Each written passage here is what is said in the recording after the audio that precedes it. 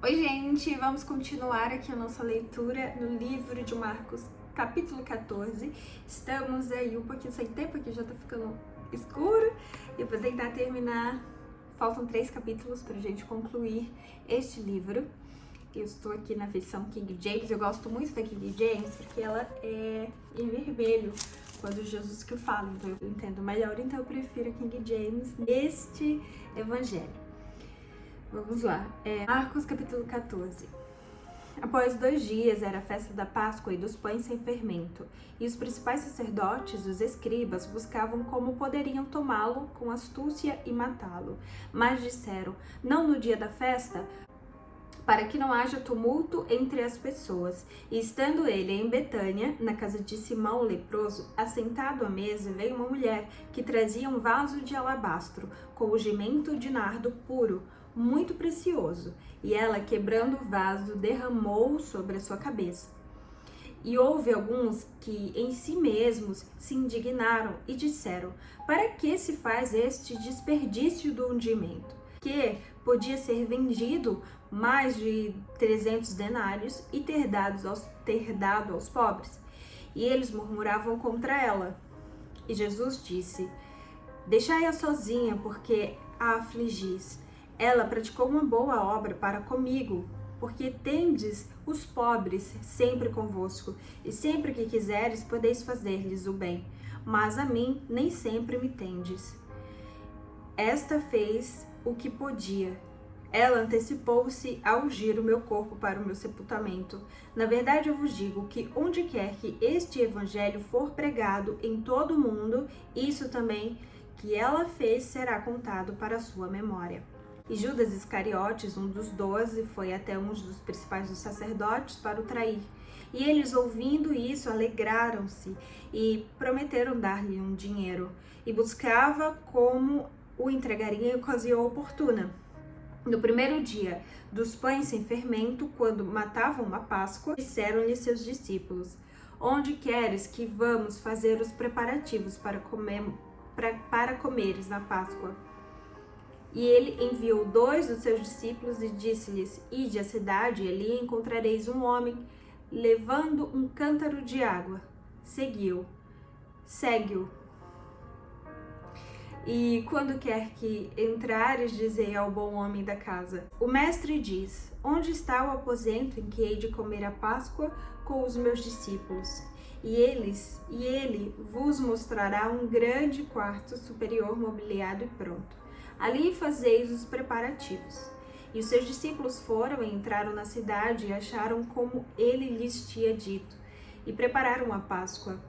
E ao anoitecer, ele chegou com os 12, e quando estavam assentados e comendo, Jesus disse: na verdade eu vos digo que um de vós que comigo come há de me trair.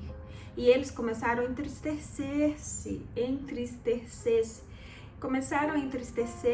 e a dizer-lhe um após o outro: sou eu? O outro disse: sou eu? Mas ele, respondendo, disse-lhes: é um dos 12 que molha comigo no prato. Na verdade, o Filho do Homem vai conforme está escrito sobre ele, mas ai daquele homem por quem o Filho do Homem é traído. Bom seria para esse homem se não houvera nascido. Enquanto eles comiam, Jesus tomou o pão e abençoou e o partiu e deu-lhe e disse: tomai e comei, isto é meu corpo. E tomando o cálice e tendo dado graças, deu-lhe, e todos beberam dele, e disse-lhes: isto é o meu sangue do Novo Testamento, que por muitos é derramado. Na verdade eu vos digo, não beberei mais do fruto da videira, até aquele dia em que o hei de beber novo no reino de Deus. E tendo cantado o hino, eles saíram para o Monte das Oliveiras. E Jesus disse-lhes: todos vós vos escandalizareis hoje de mim esta noite, porque está escrito: eu ferirei o pastor e as ovelhas serão espalhadas. Mas depois de haver ressuscitado, irei adiante de vós para Galiléia. Mas disse-lhe Pedro: ainda que todos se ofendam, todavia eu não. E Jesus disse: na verdade eu te digo que hoje, esta noite, antes que o galo cante 2 vezes, tu me negarás 3 vezes. Mas ele falou com mais veemência: ainda se fosse preciso morrer contigo, de modo algum te negarei. E o mesmo disseram todos eles. E eles foram ao lugar chamado Getsêmani, e ali disse aos seus discípulos: sentai-vos aqui enquanto eu oro. E ele tomou consigo Pedro e Tiago e João e começou a ficar aterrorizado e profundamente abatido. E ele disse-lhes: a minha alma está profundamente triste até a morte. Ficai aqui e vigiai. E ele, indo um pouco mais diante, prostrou-se em terra e orou para que, se fosse possível, passasse dele aquela hora. E ele disse: Abba, Pai, todas as coisas te são possíveis, afasta de mim este cálice. Todavia, não seja como eu quero, mas como tu queres. E ele, chegando, encontrou-os dormindo e disse a Pedro: Simão, tu dormes? Não podes vigiar 1 hora? Vigiai e orai para que não entreis em tentação. O espírito, na verdade, está pronto, mas a carne é fraca. E retirou-se de novo e orou, dizendo as mesmas palavras. E retornando, encontrou-os outra vez adormecidos, porque os seus olhos estavam pesados. E não souberam que lhe responder. E de volta pela 3ª vez, Jesus disse: dorme agora, descansai, basta, é chegada a hora, eis que o Filho do Homem é traído pelas mãos dos pecadores. Levantai-vos, vamo-nos, eis que é chegado aquele que me trai.